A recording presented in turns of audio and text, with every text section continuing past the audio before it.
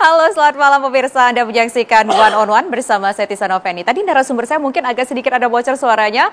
Kandas ke Senayan, tapi begitu bersinar di dunia olahraga. Langsung saja saat ini kita sudah bersama dengan Menteri Pemuda dan Olahraga, yaitu ada, saya enaknya manggilnya Pak atau Mas ya? Mas aja. Oke, baiklah. Ada Mas Menteri Dito Aryo Tejo. Apa kabar, Mas Baik, Dito? Mbak. Ini luar biasa ya. Baru 1 tahun menjabat dipercaya amanah sebagai Menteri Pemuda dan Olahraga, prestasi olahraga Indonesia sangat membanggakan.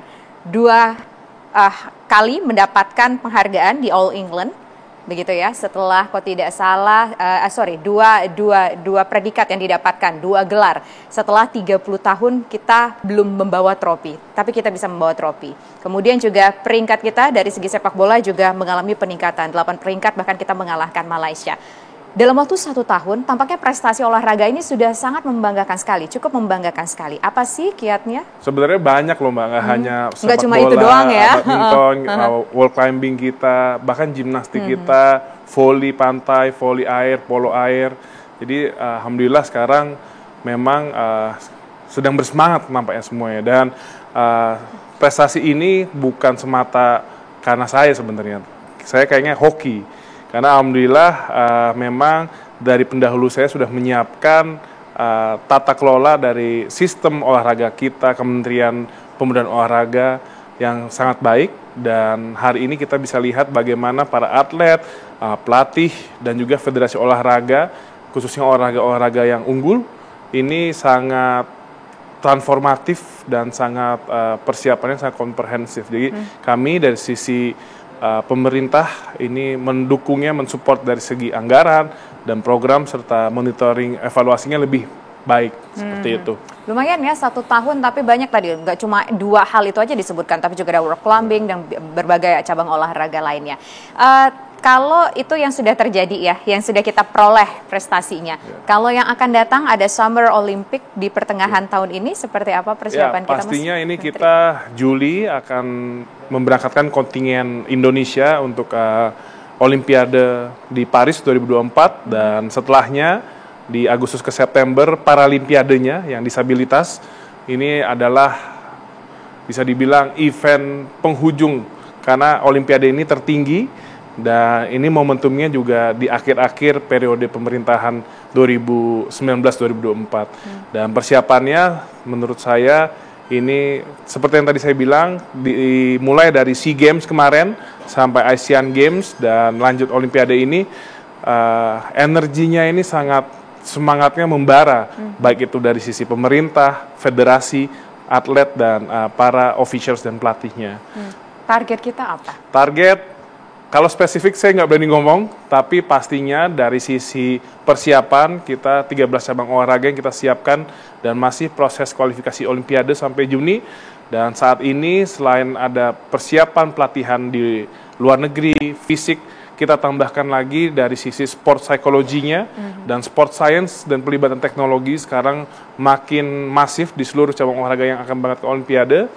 Ya, tentu dengan segala persiapan yang banyak komponennya dan tambahnya juga banyak, kita berharap hasil akan lebih baik dari sebelumnya. Ada target nggak? Berapa emas gitu? Hasil yang lebih baik pokoknya. Hasil yang lebih baik. Atau bidang olahraga mana nih yang diprediksi dan ditargetkan kita harus bawa pulang emas? Ya, kita sementara kan ada 13 cabang olahraga yang sedang berjuang untuk kualifikasi Olimpiade.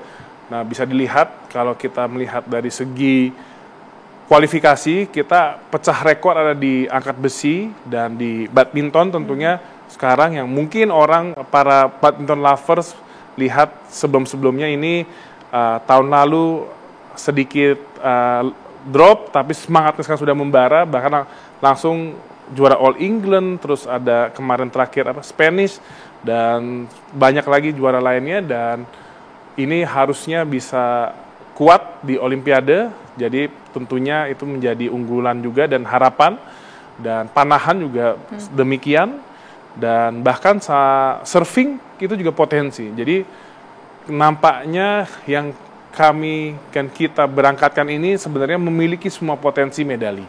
Tapi tadi ada satu yang cukup menarik. Apakah karena ada pendekatan tadi disebutkan ada sports psychology, sports science, dan tadi saya ada satu lagi begitu. Itu pendekatan-pendekatan yang sebetulnya sudah dilakukan sejak sebelum-sebelumnya, sebelum Mas Menteri menjabat posisi sebagai Menteri Pemuda dan Olahraga, atau ini something new? Jadi memang sebelumnya seperti sports psychology ini sebenarnya yang namanya psikologi olahraga dan sport science ini adalah suatu variabel yang 5 tahun kebelakang ini sudah dibicarakan baik di dunia maupun di Indonesia. Tapi memang ya tadi yang saya bilang itu yang saya sampaikan bahwa mungkin saya beruntung karena sebelumnya sudah dimulai oleh pendahulu saya dan aplikasinya saat ini. Dan kita bisa rasakan bagaimana atlet kita setelah disuntik dengan pendampingan psikologi dan juga sport science, ini improvement dari fisik dan juga performanya terlihat sangat signifikan. Selama ini mungkin apakah memang dulu kan kita namanya prestasi itu ada naik dan turun. Saat ini kita tengah berjaya. Apakah memang kalau menurut Mas Menteri psikologi dari seorang atlet itu adalah satu poin utama yang sangat mempengaruhi untuk prestasi? Oh, pastinya. Menurut saya itu salah satu variabel yang akan mempengaruhi bagaimana atlet itu ketika menghadapi di arena. Karena situasi khususnya ini Olimpiade itu akan sangat jauh berbeda dibanding ketika kita bertanding di regional Asia, apalagi di lokal. Dan ini penguatan psikologi dan juga tata cara celah-celah bagaimana atlet ini menghadapi berbagai situasi, tantangan, lawan, dan bahkan crowd ya, itu yang akan mempengaruhi nantinya.